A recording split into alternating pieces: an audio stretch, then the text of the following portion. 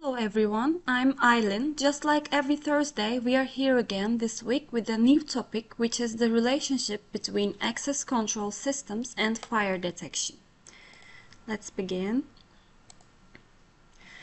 Access control and fire detection systems are designed for different purposes, but they become closely connected when it comes to life safety and evacuation.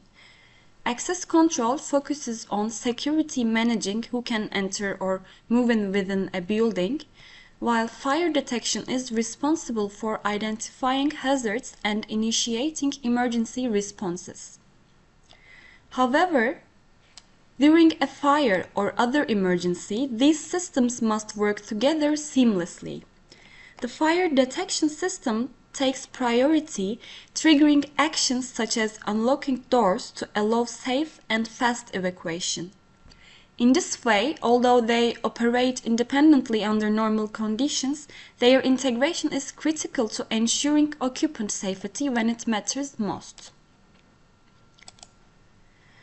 So before discussing the clauses of IBC, let's explain what IBC and an FPA 72 are. IBC is a model building code that establishes fire and life safety requirements for buildings, while an FPA 72 is the technical standard that defines the design, installation, testing, and supervision requirements for fire detection, alarm, and emergency control systems. So, section 1010 is door locking arrangements in IBC. This section covers electrically locked doors that are part of the egress path. It states that access controlled doors, electromagnetically locked doors, and delayed egress doors must automatically unlock when the fire alarm system activates, when the sprinkler system activates if it is installed, or when power to the locking system is lost. The main goal is to make sure occupants can exit the building freely and safely during an emergency. So, card access control systems and parking systems work together as integrated security solutions that allow controlled management of both pedestrian and vehicle access, And access control systems typically manage building entrances, turnstiles, and restricted office areas, while parking systems regulate vehicle entry and exit using barriers, license plate recognition, in other words LPR, and card readers or remote controls.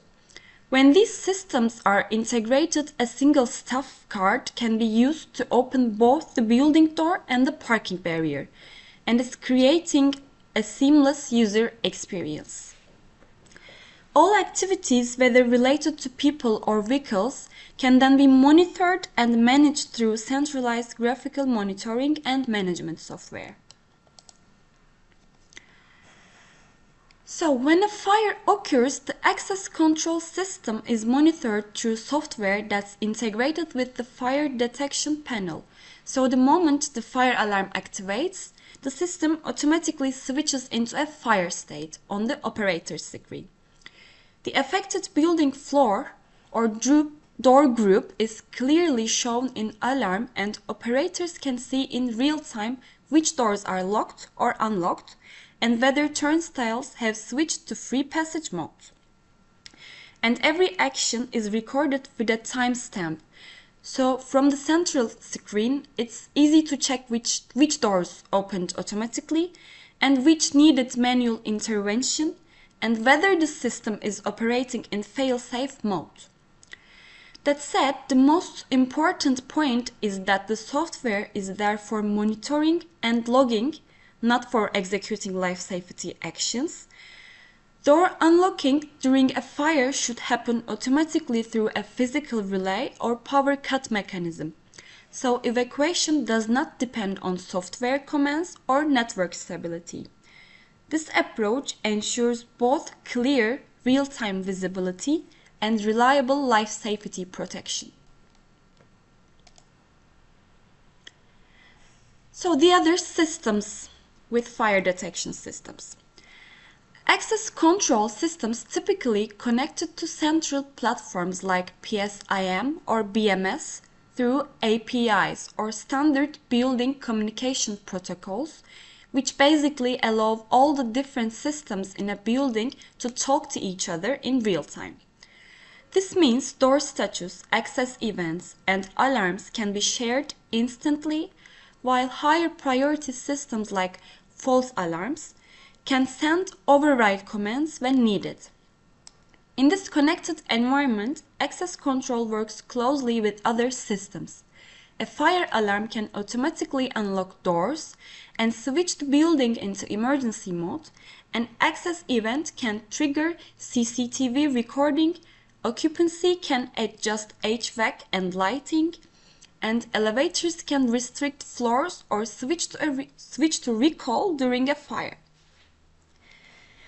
The integration software acts as a central supervisor, bringing all these events together, applying priority rules, where life safety always comes before security, of course, and giving operators one place to monitor, automate, and report on everything, while the local door controllers continue working independently if the network or central platform goes down.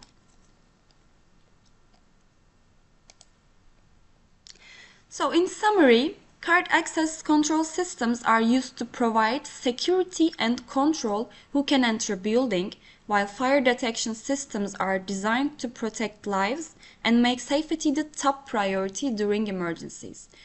When these two systems are properly and safely integrated, they allow secure daily operation and ensure safe evacuation during a fire. And the most important points are correct lock control, clear emergency scenarios, and compliance with regulations, and regular testing. With the right engineering approach, it is possible to maintain both security and life safety, and also reduce risks and ensure the system works reliably when needed. So that's all for today. Thanks for your participation. Next week, we'll be talking about detection of toxic gases in enclosed parking garages. See you next Thursday at 11 a.m.